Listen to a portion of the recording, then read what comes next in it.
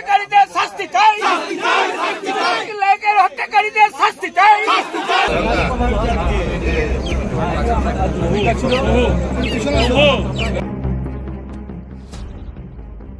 দুর্গাপুরের কমলপুরের বাসিন্দা তৃণমূল কংগ্রেসের নেতা নিখিল নায়কের রহস্যজনক মৃত্যুকে ঘিরে চাঞ্চল্য দুর্গাপুরে। কমলপুর লাগোয়া জঙ্গল ঘেরা দাসিরবাঁধ এলাকায় নিখিল নায়কের বাগান বাড়িতে দোতলায় যাবার সিঁড়ির ঘরে ঝুলন্ত দেহ উদ্ধার হয়। এই মুহূর্তে দুর্গাপুর থানার পুলিশ বাহিনী ঘটনাস্থলে। নিখিল নায়কের অনুগামীদের অভিযোগ তাকে খুন করা হয়েছে। নিখিল নায়কের মৃতদেহ উদ্ধার হয় তার বাগান বাড়িতে, সেখানে মাংস ভাত নামানো থাকতেও দেখা যায়। তাহলে কারা ছিল বাগান বাড়িতে? তদন্তে বিশাল পুলিশ বাহিনী। এই মুহূর্তে সবচেয়ে বড় খবর, ওই এলাকার আদিবাসী সমাজের অবিসংবাদী নেতা ছিলেন নিখিল নায়ক। বাম জামানায় রক্তক্ষয়ী সংগ্রাম করেছিলেন তৃণমূল নেতা নিখিল নায়ক হেদেডোবা এলাকায়। মন্ত্রী প্রদীপ মজুমদারের অত্যন্ত ঘনিষ্ঠ বর্ষিয়ান তৃণমূল নেতার মৃত্যুকে কেন্দ্র করে চাঞ্চল্য ছড়িয়েছে।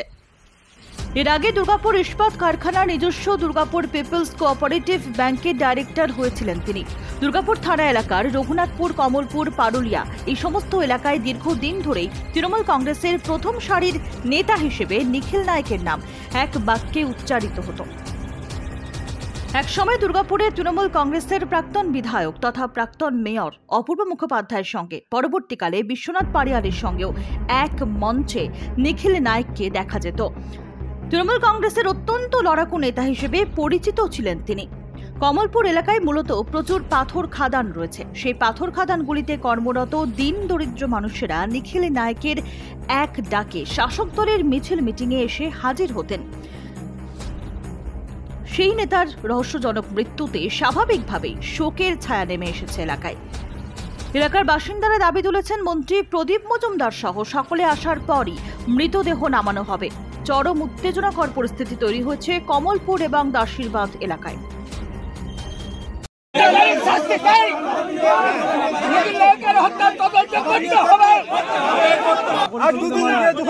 মানুষকে মার্ডার করে চলে যাচ্ছে, পরিণাম চলবে না। কার দেহ উদ্ধার হয়েছে?